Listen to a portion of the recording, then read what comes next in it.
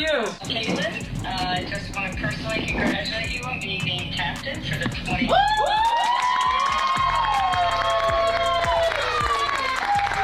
The better part of 2 years, maybe even 3 years, the mainstream media has been trying to convince us that Angel Reese is a huge star.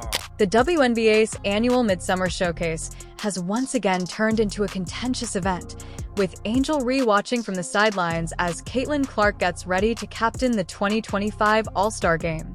What was meant to be another chapter in their storied rivalry has instead turned into a sobering assessment of perception versus performance. The contrast between genius and drama, as well as the distinction between fame and true elite status. Angel Reese, I'm sorry, ma'am. What makes you think that you deserve to be in the top 10 in the whole WNBA in voting? Don't you know you got to compete with Plum, Collier, Breanna Stewart, Sabrina Ionescu, who else? Caitlin Clark, who is ranked 4th in the WNBA. She's ranked 4th. You are ranked 25th. After earning an all-star selection in her rookie season, Angel Reese and her notorious me-bounds are back in the spotlight, but for all the wrong reasons. Reese went into the 2025 season thinking she had established herself as Caitlin Clark's equal, a belief that the electorate has now firmly dispelled, as Clark won her captaincy with a resounding 1,293,526 fan votes. Reese received only 173,363 votes and finished 13th overall, failing to even place in the top 10. So lads, Caitlin Clark led the WNBA in All-Star voting. Obviously led the WNBA in All-Star voting. I don't think anyone is shocked by that. If somebody is surprised by Caitlin Clark leading the WNBA in All-Star voting, you've been living under a rock. It's obvious. She was always going to lead. The difference is striking. While Reese has regressed in almost every statistical category since her rookie season, going from 13.6 points and 13.1 rebounds per game to just 11.7 points and 12.3 rebounds. What's more concerning is that her turnovers have nearly doubled from 2.2 per game to 3.9, and her field goal percentage has fallen to a pitiful 39.1%. Clark, despite missing games due to injuries, continues to average 18.2 points, 8.9 assists, and 5 rebounds per game, setting records and packing arenas wherever she goes. Bit of an up and down season for her, relatively speaking, because she's been in and out of the lineup. Collier did miss a few games with a back issue as well. And of course, Clark had the shooting slump before she went out with the latest injury. Don't know how much that was related or is related, but Clark's impact on the floor is apparent when you see her there and when you see her off, and her numbers are still awesome. Not to mention, she's by far the most popular player in the league, and this is decided by fan voting. The Maybounds issue has come to an unavoidable end. Fans no longer purchase the padding statistics that Reese uses to get rebounds off of her own failed shoots. In fact, they have turned into a joke rather than a source of pride.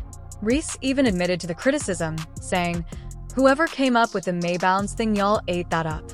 Perhaps the most damning indictment of all is going so far as to trademark the name for possible goods, thereby transforming your greatest shortcoming into a business opportunity. Whoever came up with the me-bounds thing, y'all ate that up. Because rebounds, me-bounds, rebounds, key-bounds, T-bounds, T-bounds, anything that comes off that board, it's mine. It's mine. And a brand, that's 6 figures right there. Whoever came up with that, the trolling, I love when y'all do it, because, the ideas be good. When y'all have to alter my face and shit, because I'm cute, alright, whatever, that doesn't get me. But, when y'all came up with me-bounds, because statistically, all the rebounds that I get aren't always just mine. They're, the defenses too, or somebody else's on my team. But when y'all came up with me-bounds, y'all ate one little thing.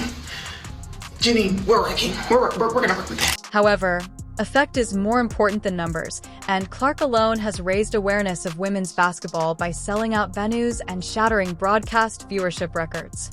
The Chicago Sky, who were meant to gain from Reese's superstar status, are currently floundering in the bottom half of the Eastern Conference with a dismal 5 feet 11 inches record. Instead, they are desperately looking for ways to increase her effectiveness. So Angel Reese came out and had a 12 rebound, 4-point, 2 assist game in the absence of Caitlin Clark tonight. Angel, they're not coming for you. They're coming to watch the prodigal son or daughter, Caitlin Clark. If you're having fun, please subscribe. You can call it versatility all you want, but when your star player is shooting 39.1% from the field and is unable to finish at the rim despite being 6 feet 3 inches, no amount of position changes will address the fundamental basketball deficiencies. Tyler Marsh, the Sky's new head coach, has been tasked with the impossible, turning Angel Reese into something she isn't. The coaching staff has tried everything, including switching her to different positions in an effort to develop her into a point forward and even having her work on her three-point shooting. Because to be 6'3", she should be more dominant than what she is. Clearly, she don't be in the gym enough because she should be stronger than what she is. They be handling Angel Reese, and she want to be crying and talking about they ain't passing her the ball. I wonder why they not passing you the ball, because you're not good enough. And then the Chicago Sky, you know what I'm saying, viewership, it only reaches like 1-point-something million. But check this out. The highest was when they played against the Indiana. When teammate Camila Cardoso scored a career-high 23 points while Reese was benched during a crucial period in one of the Eagles' rare triumphs, it was the most telling indictment of her season. Reese observed from the sidelines as her team triumphed despite her absence on the court. The takeaway was that Chicago clearly performs better when their alleged star is on the court. Regarding the scenario, the general manager of Sky has been blunt, saying, "The team needs more from Reese." The fact that Reese was named the Sky Player of the Week after recording 17 points and 11 rebounds in a loss demonstrates just how far the bar has fallen. Those are the kinds of numbers that used to be considered disappointments for someone with her supposed talent level. When your own front office publicly questions your performance, you know you're in trouble. You know, in the past, when I said things like Angel Reese is not a good basketball player, I think I spoke too soon. At this point, I've come to realize that Angel Reese, the self-appointed most important player in the WNBA, is not a bad player. She may be the worst player, at least whose name we actually know, right? Meanwhile, Caitlin Clark keeps shattering records. She opened the 2025 season with a triple-double against the Chicago Sky, which is ironic given that Reese struggles with basic efficiency, and she became the fastest player in WNBA history to reach 350 assists and the fastest point guard to reach 250 rebounds. Clark is leading her club to prominence while also setting records for assists and rebounds. The All-Star snub is a vote on what matters most to professional basketball fans, not just a popularity contest gone awry.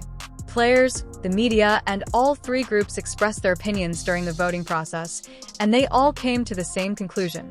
Since Reese is not one of the best players in this league, the coaches who choose the reserves may give her a break, but even that would seem more like charity than a reward for her efforts.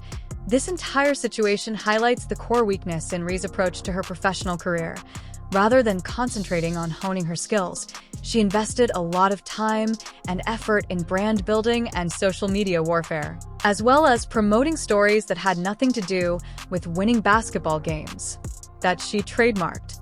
Rather than improving her shooting technique, Maybound spent months running social media marketing rather than honing her post-game footwork.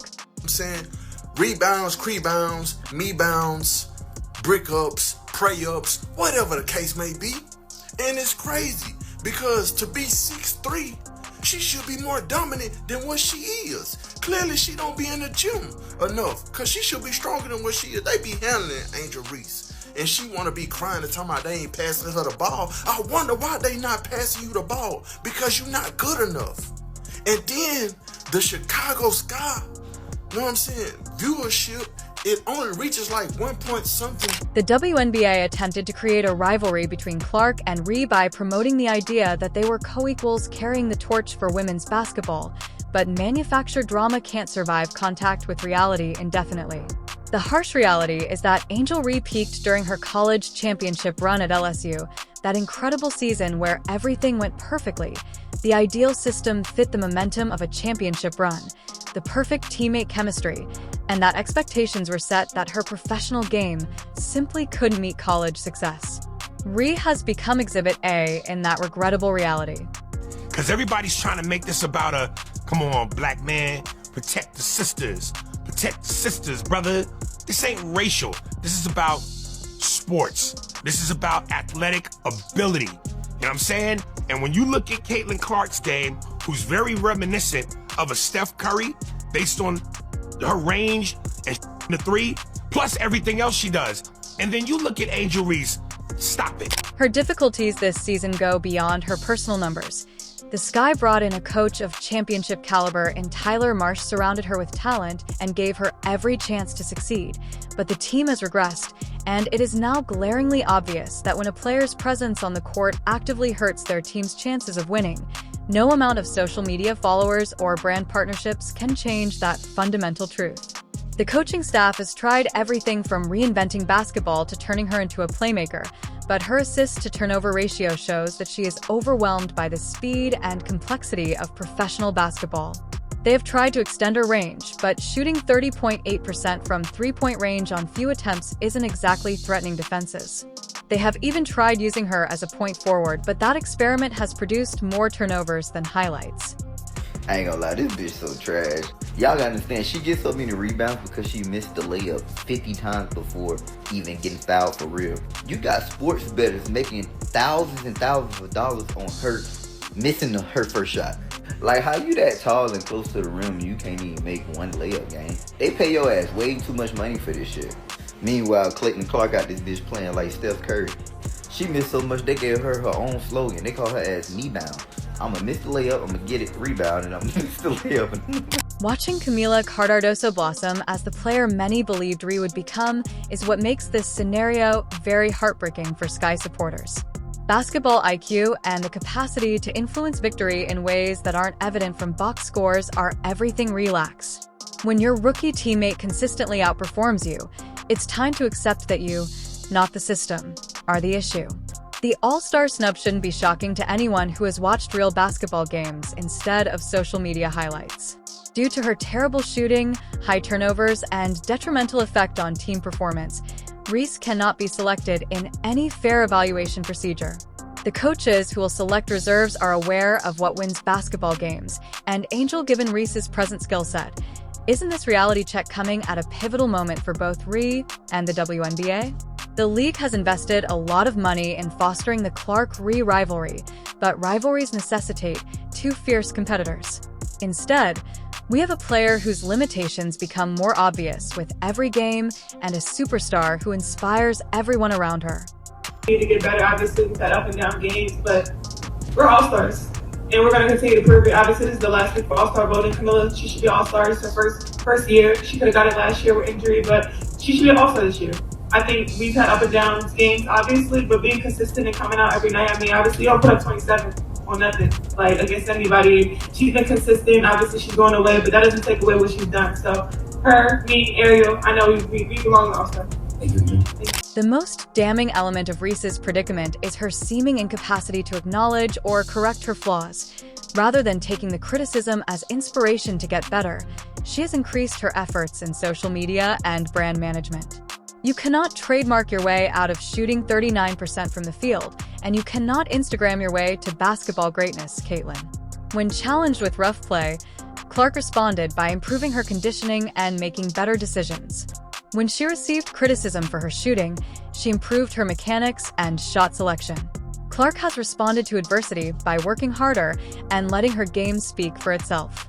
That's how top athletes recognize their flaws and methodically fix them. Angel Reese has responded to criticism by producing goods and waging a social media war. While this strategy may garner attention in the short term, It doesn't result in basketball games being won or all-star choices being made. Professional basketball is not a popularity contest determined by social media activity, and the WNBA is not Instagram. As Clark keeps breaking records and advancing her team, the writing has been on the wall for anyone who wants to read it. Rhea has had difficulty keeping up even her output levels from her freshman year. The difference between them hasn't decreased. Rather, it has grown to such an extent that any comparison is absurd. You're crying on the podium about how people hate you, and then you want to get in videos like this and say, I love the trolling. Pick a side. What side do you want to be on? Do you want to be on the villain side that you don't care about trolling? Or do you want to be on the victim side crying about how people hate you and how your crown is heavy? What is it? You're so fake, bro. This is why we don't like you, man. Angel Reese faces a choice. She can use this as a wake-up call to drastically alter her approach to professional basketball, or she can continue down the path of social media stardom and brand management while her basketball career stagnates. The Chicago Sky's struggles aren't solely Reese's fault, but her inability to uplift those around her stands in stark contrast to Clark's impact on the Indiana Fever. Great players improve their teammates, while average players blame the system, and players who trademark their weaknesses watch all-star games from home.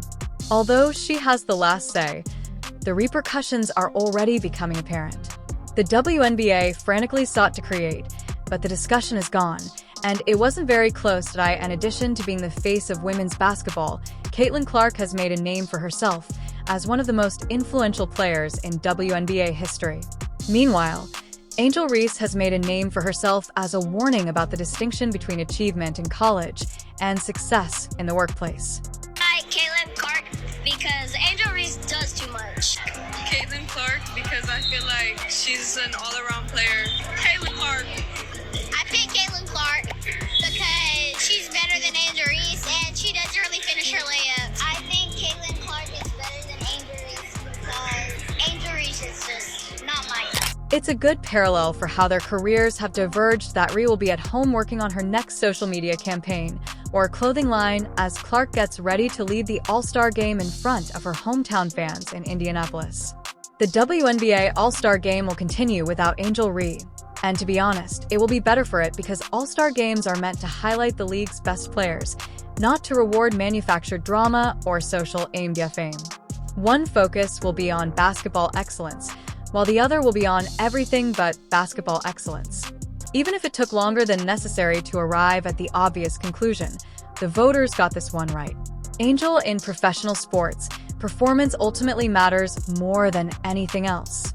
You may create a brand, create controversy, and make headlines, but you can't fake your way to basketball glory. This is demonstrated by Reese's transition from all-star to afterthought. Both the court and the vote results, which caused her to watch from home as Caitlin Clark led the league's top players in Indianapolis, are truthful.